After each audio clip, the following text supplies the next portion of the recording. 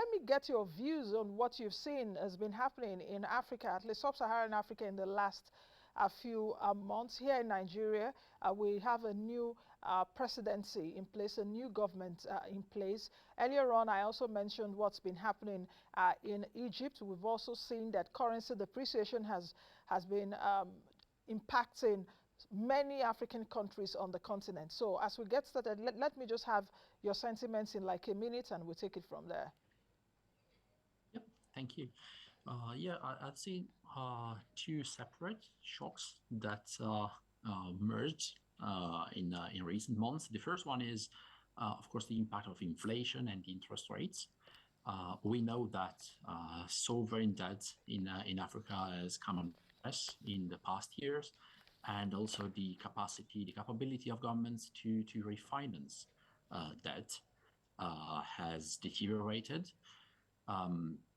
So lots of reports came out talking about that.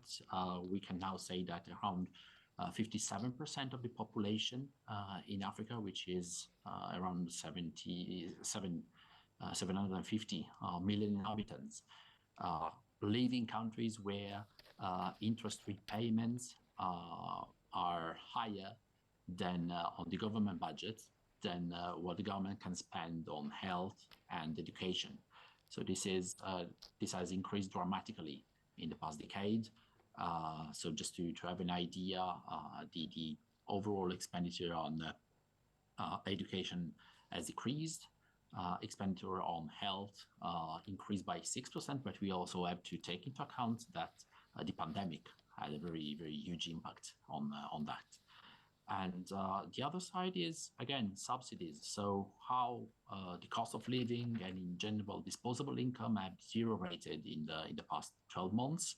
And this has also to do with the increase of oil price and in general of commodity prices following the Russian invasion of Ukraine. And that for Nigeria is, again, another interesting and dramatic at the same time story. So we can look into that